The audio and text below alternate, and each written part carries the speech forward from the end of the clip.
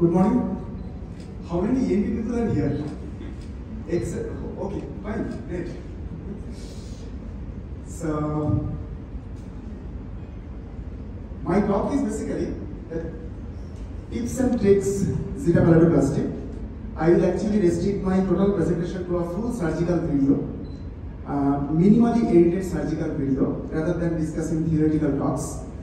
And I would say the prelude of my talk is actually the extrapolation from what is happening for last 2 hours in our hall A. If those conservative procedures fail, then what? Because in every procedure, particularly in sleep apnea surgery, as because it's a multifactorial, multidisciplinary subject, this holistic, multidisciplinary approach is our key and is our take-home message. This is actually we are trying to percolate this message to each and every one of our colleagues. There should not be any debate. It's a surgery or CPAP, or myofunctional therapy or conservative, lifestyle modification or any kind of positive intervention. If surgery, then what surgery? Continuously I was getting plenty of questions. Actually I screened and just asked few of them during the surgical session. This surgery, that surgery, this same kind of patient, the principle is same, then what surgery? So that is not actually the mantra. The consensus should be something conservative or something aggressive. If it really requires some kind of aggressive procedure, then we have to do it as a first step, not when the first phase fails the second surgery. Because Stanford also modified their protocol, the surgical protocol, from the old Powell-Riley phase 1, phase 2 to the modified, the updated Stanford protocol is, if required, our dental colleagues are here, if required, then as a phase 1, we have to plan for skeletal procedure, right? So why not, if required, we have to plan for some kind of a big quote-unquote aggressive procedure like Zeta as a first step. When my conservative soft tissue procedure fell, then I will plan for Zeta. No, Zeta is not a second look soft tissue surgery. Zeta is actually a first stage, first look surgery for soft tissue in properly indicated patients, in particularly when the conservative surgical procedures, minimally invasive surgical procedures fail, or in moderate to severe sleep apnea, when there is significantly thick, bulky palate, and there is a lot of edematous voluminous tissue sidewise. Number 3, if the so-called friendly tonsils are not there, because we know all the tonsils are friendly, so that is why the Friedman proposed a stage 1 classification with grade 3 or grade 4 tonsils are actually stage 1, because the surgical outcome result is very good. Because tonsils are friendly, as soon as just simple tonsillectomy. If the grade 3 or grade 4 tonsils, the lateral collapse almost 80% done. You need not to do any lateral procedure even. Just by simple septoplasty or tonsillectomy, you can offer some result from sleep apnea point of view also. You may not call it a sleep surgery. We shouldn't call it a sleep surgery, but just by doing septoplasty and tonsillectomy without getting any palate, patient improves. So, if there is no such tonsils, suppose tonsils already operated, or the tonsils are hardly grade 1, maximum grade 2, so you are a bit cautious, nothing much to remove, then what? Then, my dear friends, there comes the position of this Zeta Pharyngoplasty. Without much ado, let's start the video.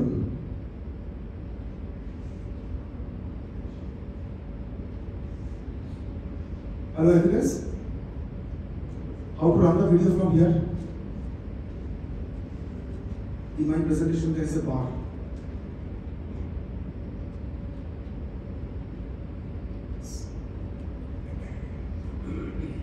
So, patient lying supine. I am on the head end. As a first step, definitely we have to proceed for the tonsillectomy. As you all see, the tonsils are rudimentary in this case and not very endophagic. apparently the tonsils are grade 1, hardly grade 2, and it is actually grade 1 or 2. Unlike those two cases, what we have seen today morning, apparently it is grade 1, but ultimately there is a very voluminous tonsil. In this case, it is not. So, previous tonsillectomy or tonsils are rudimentary or failed conservative procedures, Zeta pharyngoplasty is a wonderful technique where we can really achieve in a single procedure width and depth both. Here, complete tonsillectomy on both sides. Bilateral tonsillectomy is the first step. As in all surgeries, I do coblation. If cold steel is good at your hand, if you don't have coblation, that is not any limit. You can proceed for cold steel tonsillectomy also. What is the available resource at your hand, that is most important. Because evidence-based medicine, we are talking about evidence, my dear friend, my respectable friend, he is chairing the sleep apnea department in one of the apex teaching institute in our country, that is PGH Chandigarh. So always evidence. The evidence, we should create our own evidence. So if it is good at my hand, if I don't have the coblation or any kind of high-end resource, I have to create evidence with my available resource. So now I am marking very important, a very important, most important step before starting for Zeta is this marking, because it is a bit aggressive procedure. So any kind of velopharyngeal incompetence, the threat of PPI in case of Zeta should not be there. What I have marked is the junction of the hard palate and soft palate. Now I am marking the base of the uvula. Mind it, not tip of the uvula. From the base of the uvula to the junction of the hard palate and soft palate, the midpoint. In the awake patient, before intubation or in the OPD, we ask our patient to say "ah" when there is a dimple that approximately corroborates with the palatal sphincter. And now I am making the butterfly, just drawing the butterfly.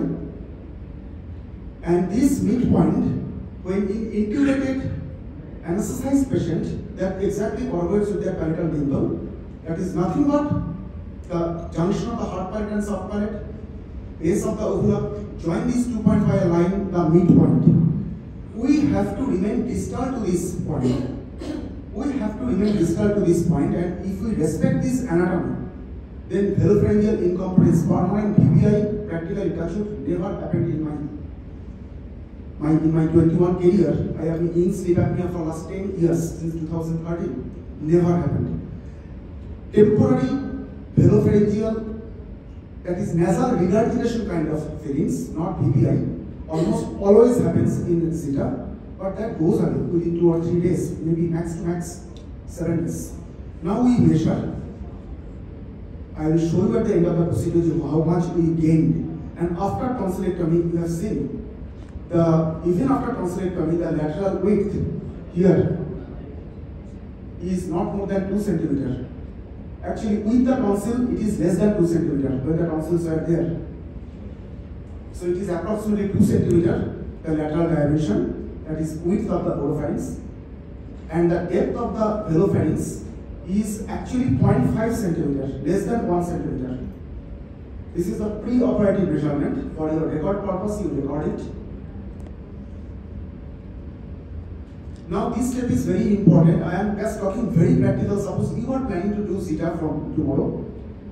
The assistant has to be extremely compatible and in tune with you, because the equal retraction required. I will show you. So that time when I used to do, there was no radio frequency in my institute, RF. So I used simple monopolar cautery, and believe me, there is no difference. What I was actually talking in during moderation of today's surgical session also. You cannot use coblation in this step. We cannot use coblation in this step because coblation will eat up the tissue. There will be volumetric reduction. So we cannot use coblation in this step. Either RF, if you not available, then simple monopolar cautery.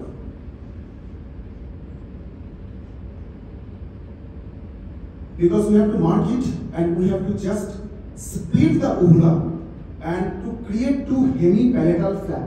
That is the principle of Zeta. So as to create an antero-superolateral vector.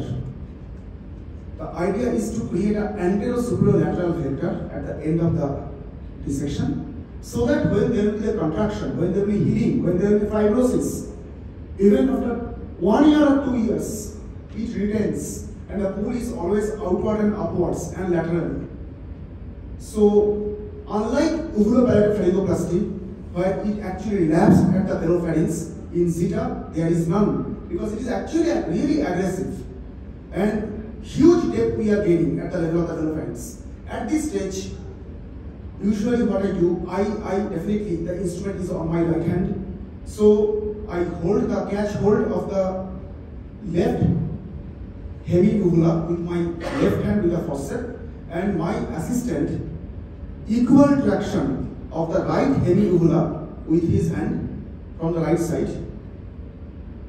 Unless and until this equal traction and pull is there, this synchronization, you will miss the midline. And better not to miss the midline. So we are actually assessing how far we can go, and we have already marked it. We can go up to the parietal dimple. So jolly well we can go for up to parietal dimple. Now marking the butterfly again with simple monopolar cautery, because again, if you can afford to use RF, now I have, but that time this is becoming as a video before the COVID, so that time we didn't have the RF, and this sharp cut can be done by cooperation channeling once also, but you cannot afford that in private sector. Just for to make the sharp cut, you cannot open a new wand, cooperation wand, because it is costly, simple thing. So here the step is to dissect and to eliminate the mucosal layer and the minor salivary gland layer up to the muscle bed. We have to expose the levator and the tensor very penetrating muscle bed. So by cooperation, here at this step, cooperation is a wonderful instrument because it eats up the tissue from exactly that I want. Freshening, that is we are making the area raw. We are making the area raw. Now I understand we have further more to go. And don't worry, don't feel hesitated at this step because we have marked the parietal dimple. If you honor the anatomy, repeatedly I am telling you friends, if you honor the anatomy, there is no problem of PPI, believe me. There is no problem of PPI, and this typical emblem to Zeta is an aggressive procedure. It is not that much of aggressive. It is really not that much of aggressive. Uvula issue is there. We have dealt enough of discussion today morning in Hall A regarding this uvula. Mohan sir has already told. It's a wonderful final comment. In some part of the world, they chop off uvula just like